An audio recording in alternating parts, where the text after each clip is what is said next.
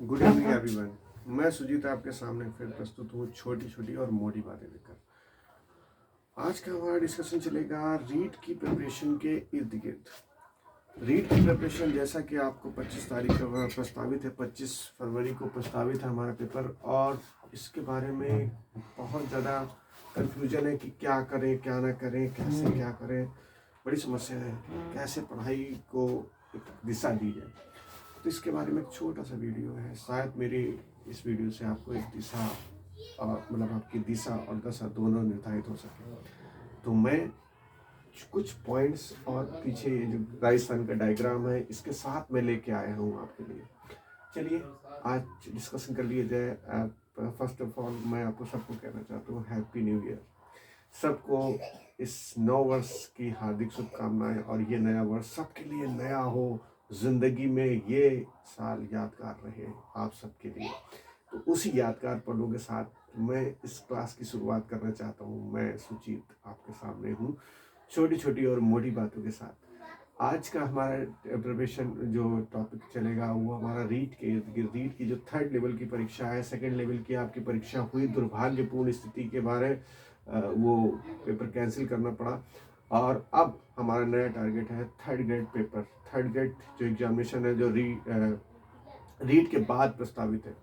ठीक है, तो रीट जिन्होंने रीट क्वालिफाई कर लिया उनको बहुत बधाइयाँ। और इसके बाद अब हमें रीट के बाद, जैसा कि मैंने रीट का भी क्वालिफाई मैंने भी किया, आपने किया, सबके किया, ठीक है।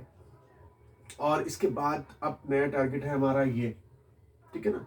अब इसको इतना बड़ा सिलेबस है रीट का और इसका भर्ती परीक्षा का कि इसको एक साथ देखना, एक साथ कंप्रेंस करना, एक साथ देखना और एक साथ से अपनी मतलब की चीज़ निकालना, ये बड़ी चीज़ हो गई है।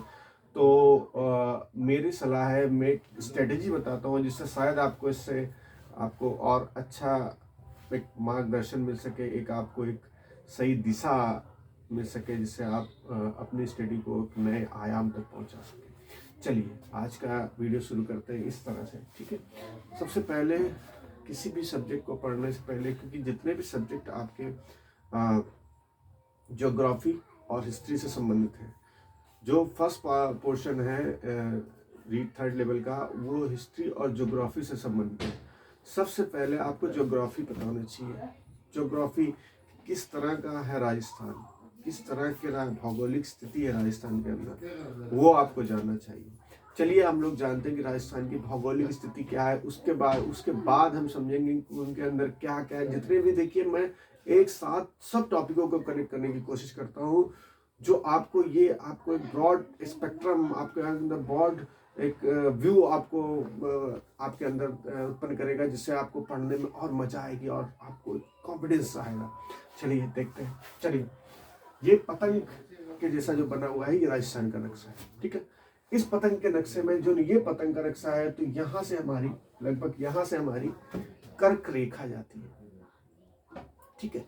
कर्क रेखा हमारे जो भारत से होकर निकलती है वो 8 राज्यों से निकलती है। उस 8 राज्यों में से एक राज्य हमारा राजस्थान है। इस वजह से यहाँ पर जो सूर्य की किरणें हैं वो सीधी रेखा पे पड़ती हैं और ज़्यादा गर्मी पड़ती है, ठीक है।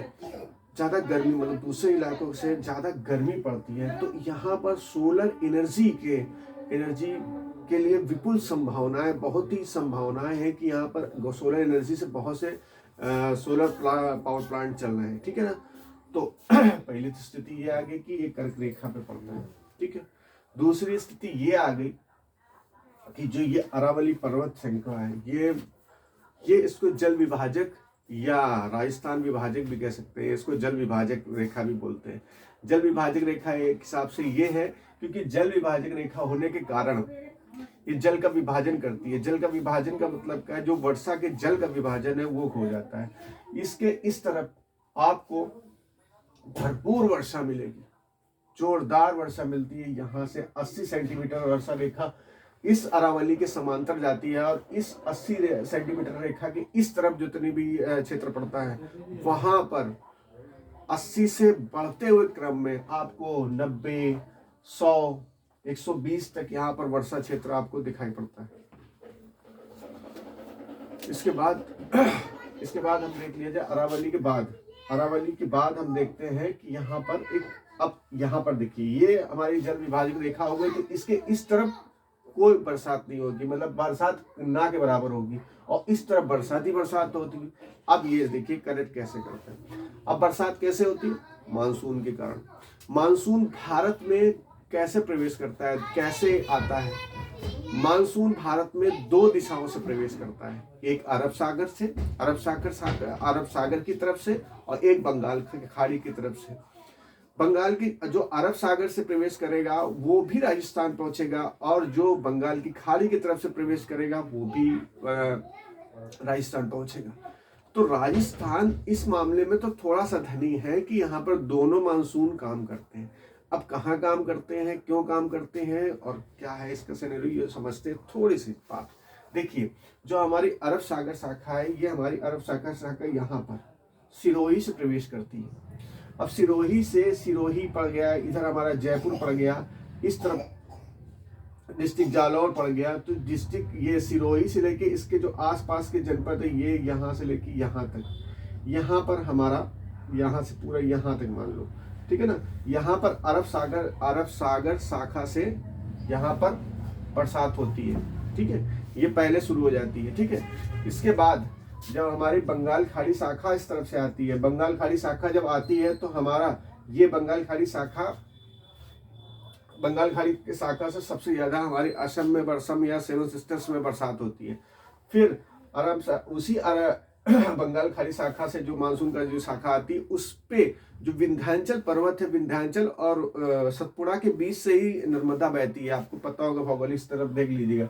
और उसके बाद बंगाल की खाड़ी की जो शाखा होती है ये सतपुड़ा पर्वत के कगार क्षेत्र में, मतलब किनारे किनारे आते हुए आपकी ये हड़ौती का यहाँ पर आपका, यहाँ तो बांसवाड़ा पड़ता है, यहाँ पर आपका कोटा पड़ता है, ठीक है, कोटा पड़ता है, और यहाँ पर इस तरफ से ये हड़ौती का एक पठारी क्षेत्र है, यहाँ से प्रवेश करती है। और यहाँ पर ये अरावली पहाड़ी होने के कारण यहाँ पर लड़की यहाँ पर खूब भरपूर बारिश करती है। अब भरपूर बारिश करने के कारण जितनी भी नदियां हैं, चंबल हो, बनास हो, ये जितनी भी बड़ी बड़ी राजस्थान की नदियां हैं सभी इसी क्षेत्र में है। चंबल, बनास और दो ही इसकी बड़ी नदियां हैं, और तो छोटी भी है, और भी है नदियां, मगर जो दो बेसिक नदियां हैं वो चंबल और बनास, ठीक, लोनी है वो सब इस तरफ। अब देखिए दो तरह की नदियां हैं। अब कुछ नदियां इस तरफ से यहाँ पर बंगाल खाड़ी शाखा में जाएंगी, और कुछ इस तरफ से होके हवाई अरब सागर, इस तरफ अरब सागर शाखा में जो इस तरफ से निकलेंगी नदियां निकलती हैं वो हमारी अरब सागर शाखा में जाएंगी, और जो इस तरफ नदियां निकलेंगी वो हमारी बंगाल खाड़ी में जाएंगी। अब देखिए यहाँ पर इस क्षेत्र में, खासकर इस क्षेत्र में हमारा बंगाल खाड़ी शाखा से और अरब सागर शाखा से दोनों से बरसात भरपूर मात्रा में होती है। तभी सबसे ज्यादा, अब देखिए पहला टॉपिक क्या है, वन क्षेत्र। सबसे ज्यादा वन क्षेत्र आपको यहाँ पर उदयपुर पड़ता है, उदयपुर ये कहां पर है, मेवाड़ के पठार पे। मेवाड़ के पठार पे हमारा उदयपुर है, जहां पर इस तरफ से बरसात और इस तरफ से बरसात, दोनों मानसून का भरपूर प्रभाव पड़ता है। तो ये उदयपुर में खूब पेड़ है, वृक्ष है, बहुत ज्यादा वृक्ष है, ठीक है ना। और वृक्ष होने के कारण यहाँ पर सबसे ज्यादा वन होने के कारण सबसे ज्यादा यहाँ पर जहां पर वन होंगे वहीं पर तो वनस्पतियां होंगी ना, तो वनस्पतियां यहाँ पर सबसे ज्यादा है, और यहीं पर जनजाति लोग यहाँ पर निवास कर रहे हैं, ठीक है। तो ये हो गया, ठीक है। और इसके बाद मैं क्या बताना चाह रहा था कि यहाँ पर ये हो गया, ठीक है। अब देखिए यहाँ पर सबसे ज्यादा जल प्रवाह क्षेत्र, सबसे ज्यादा नदियां इस तरफ है, ठीक है। उदयपुर में वन हो गया। अब देखिए वन क्षेत्र यहाँ से लेके यहाँ तक अरावली पहाड़ी पे सबसे ज्यादा वन क्षेत्र है।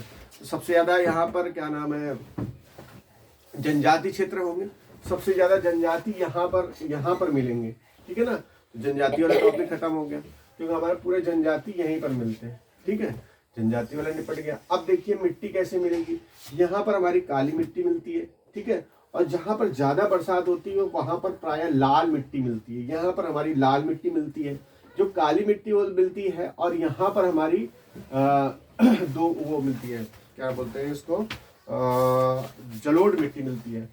यहाँ पर हमारी काली मिट्टी मिलती है। काली मिट्टी कपास और क्या नाम है मक्का के लिए बहुत ही उपयोगी है।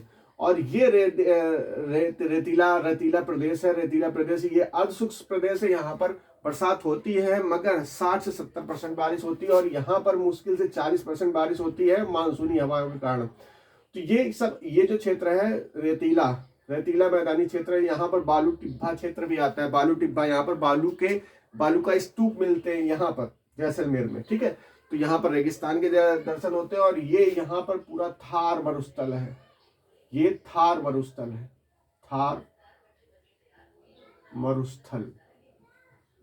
थार मरुस्थल हमारा पाकिस्तान से लेके इंडिया के बीच में पूरा फैला हुआ है।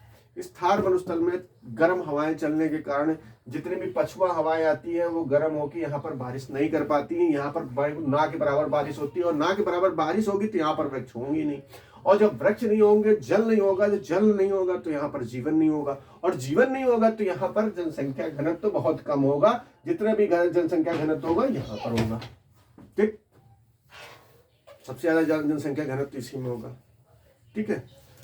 और जनसंख्या घनत्व होने के कारण अब देखिए जनसंख्या वाला घनत्व वाला भी टॉपिक कनेक्ट हो गया इसी से। अनुसूचित जाति वाला भी कनेक्ट हो गया, ठीक है। अब देखिए जितने भी आपके वो होंगे, क्या नाम है, ये नदियों वाला भी टॉपिक कनेक्ट हो गया, ठीक है ना। और क्या बता रहा था मुझे, और गंगानगर क्यों इसको अन्न का कटोरा कहा जाता है, राजस्थान का अन्न का कटोरा कहा जाता है, इसके बारे में विस्तृत चर्चा करेंगे। और ये जैसलमेर है, जैसलमेर में क्यों बालू का स्तूप निर्मित होते हैं, बालू के स्तूप। और यहाँ पर बाड़मेर, ठीक है।